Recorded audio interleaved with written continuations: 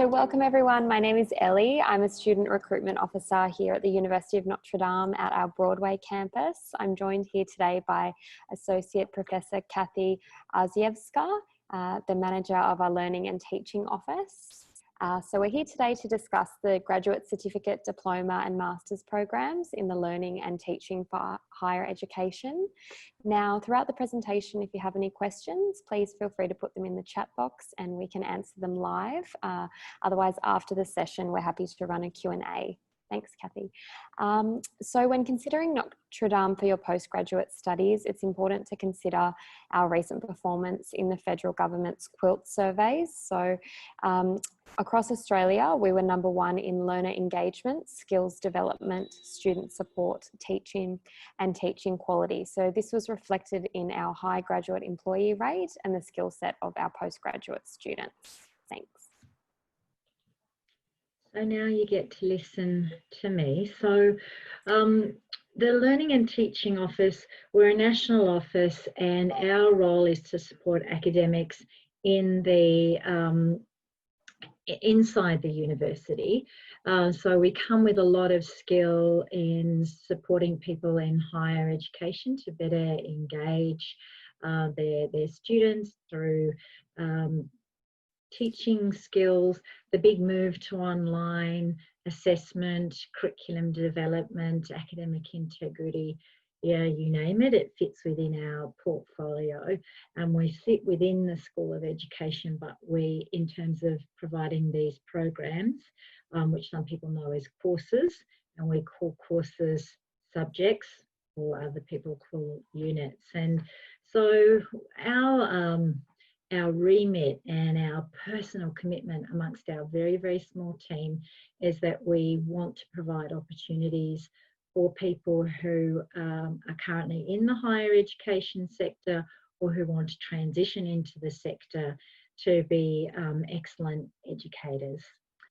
We operate on a growth model approach, and we understand that you know, a scholarly approach is across a continuum, and you know, we really want academics, and I think you can say perhaps one of the reasons that we do well in the QUILT results is that we don't just allow academics or educators to work on their gut, although we know that that has a significant role to play, but we really use a lot of evidence and a lot of scholarship in the teaching and learning. We as I said, enhance your learning and teaching practice. And I think one of the things that Notre Dame is known for is also shaping our students. So whether you're undergraduate or postgraduate, with the idea that whatever it is that you're doing, you go out into your community and you help respond to shape them ethically and to be really positive contributors to society. So our staff, as I said, we're small. You see Carol, she's also the National Director of Learning and Teaching. So she has a strategic brief across the institution, so is well placed to have her finger on the pulse in what's happening with the sector.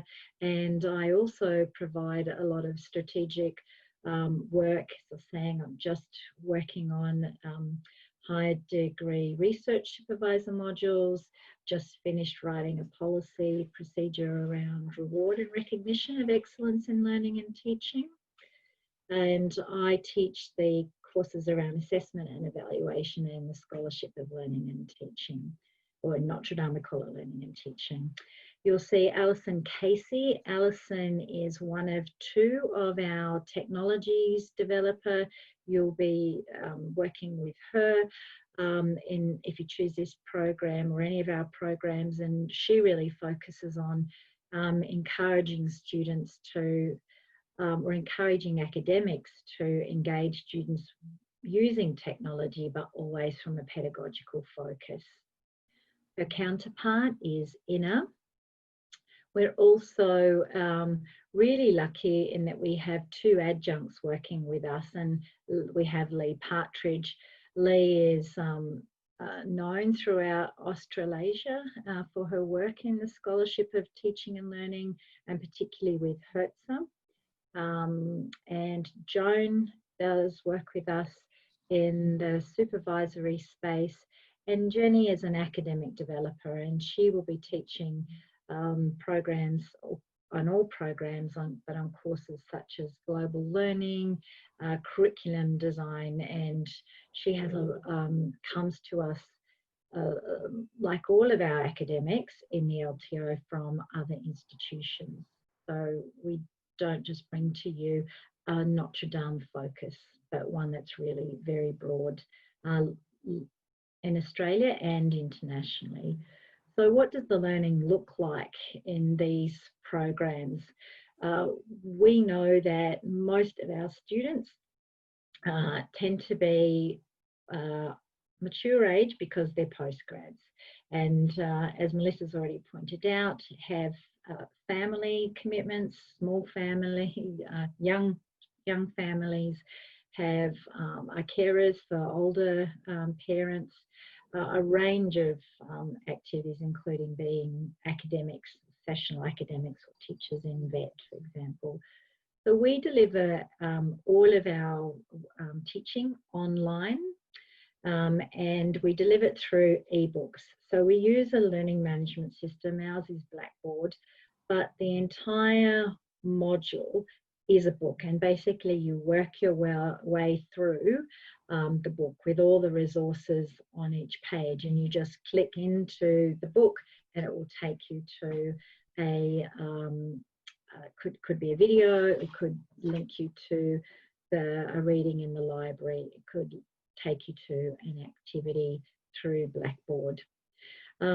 While it's I call it semi-self-paced because it's asynchronous, but we only release a module at a time, and the first modules usually last around 5 weeks, so we give you some time to get started, and that usually 5th week is kind of like a catch-up week, but we don't let the whole course open at one time because we very much are interested in a community of learners and a community of practice.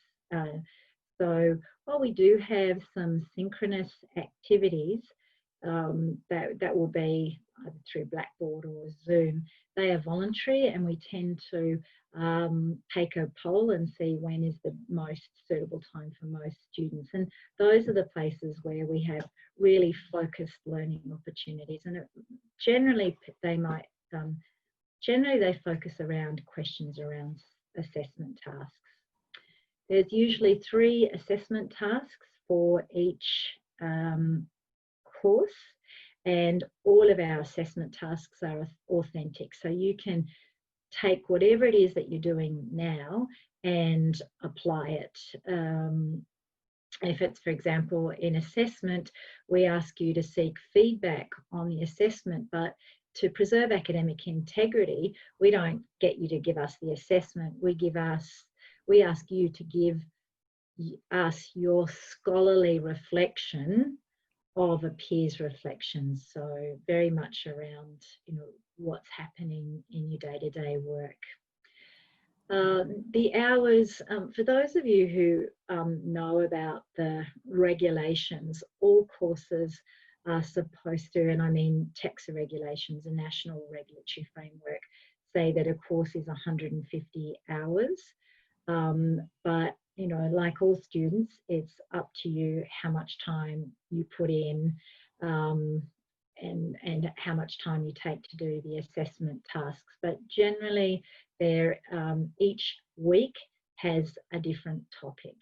And in that topic, there will be some guided, there'll be a narrative guiding you through to the assessment, and it'll be up to you to actually take the path, look at the resources that you think you need to complete the assessment task.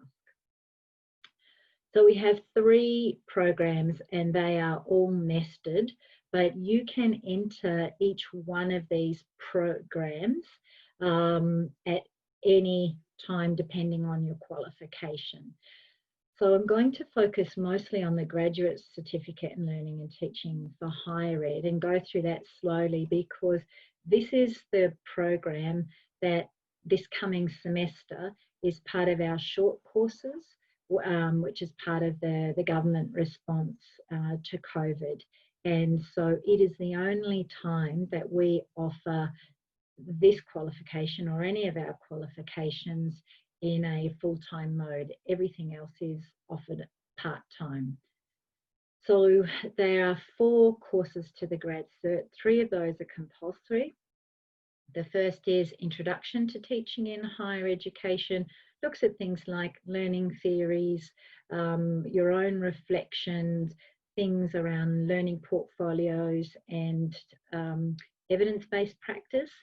Designing curriculum is as what it says, but it really starts to pull apart the things that people have problems with, which are things around, like we all do, constructive alignment, what level to pitch your learning at, rubrics, and more how to design for online learning effectively. So not just, as most of us have done, get everything into the online space, but actually good online learning design.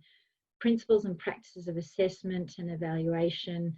That again looks at theory-driven ways of assessment, and we again have a particular interest in authentic assessment, not just because it's good for student engagement, but because it's good for academic integrity and it also for graduate attributes.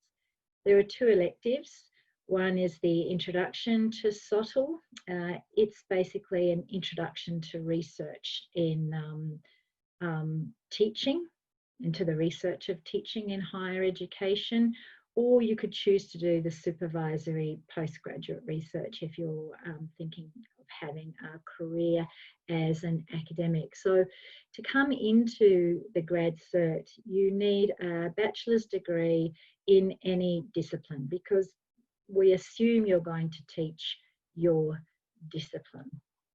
And so let me move on to the diploma. The diploma is another 4 courses, and it builds on the graduate certificate. But rather than going into more depth, because it's still the same level formally, if you, again, following regulations, we look at things that are contemporary, things that are affecting educators in higher education, and just giving you some greater depth of knowledge in meeting some of those challenges. Some of them aren't always challenges. Some of them are just, making you more familiar with what's happening in the sector.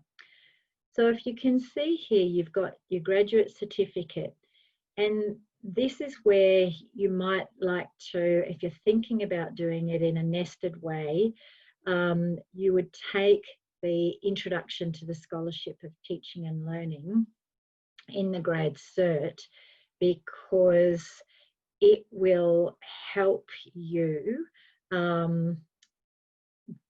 be prepared to do your master's by coursework.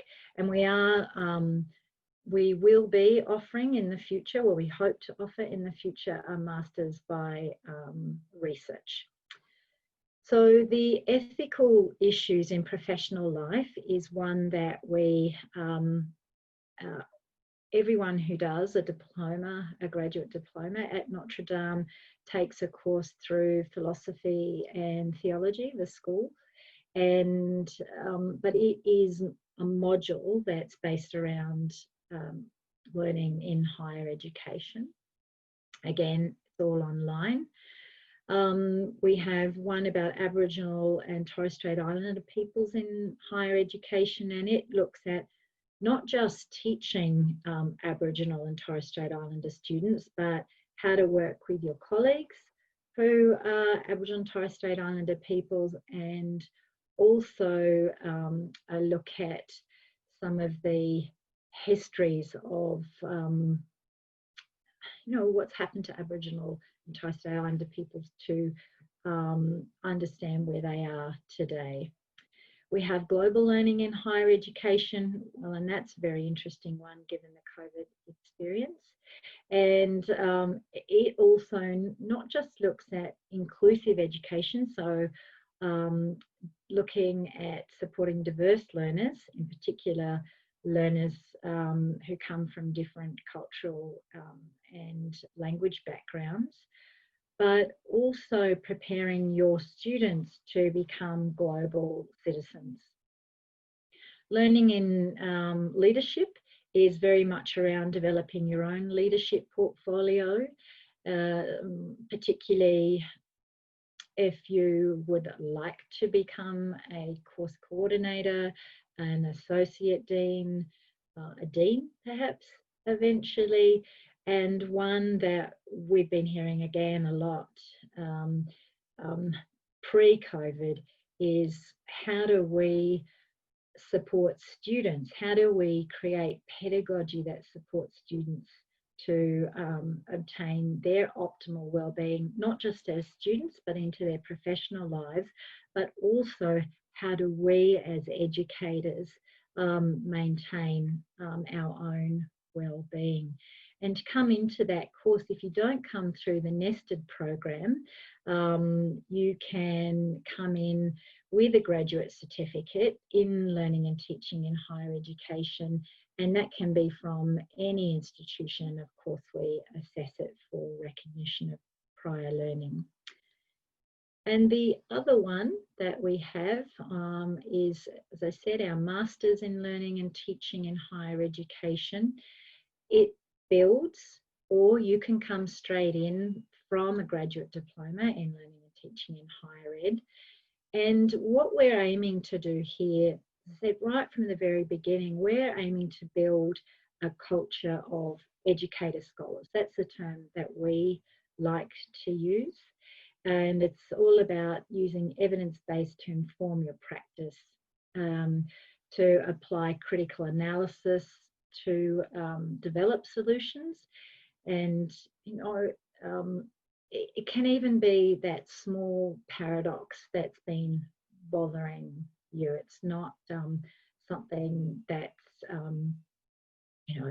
ending up as a PhD, but that's not to say you can't go there. And it also provides you the opportunity to continue to develop your continual professional learning across that continuum. Again, and I know that it's small, but you can see that there's the compulsory courses that we've already looked at. And then there are 3 more courses that get you on your way to producing a project. That this scientific literacy and communication is really about writing a literature review, the designing a pedagogical action research project is the proposal for a research project, and the reading and writing methods is all both the literacy and the methods dovetail into your research project proposal. And then there are a series of electives which we've mentioned before, but then you can also take a course that's one that is approved obviously by the program coordinator. It could be in your discipline or could be something that you're just interested in at the graduate diploma level across the institution. So for this one, you come in having completed this AQF level 8, so that's the graduate diploma, and again, all online and all offered part-time. So back to you, Ellie. Thanks, Kathie. So if you're interested in applying at the university, one thing to note is we're a direct application university. That just means that all of our applications fall into our website. So you just need to jump online under the tab study. So when submitting your applications, we would need you to prepare your academic transcripts from your original university for your undergraduate studies. And then those will be submitted online to our admissions team. Applicants typically look at about a 2 to 4 week wait to receive an offer of their outcome, which is done via email.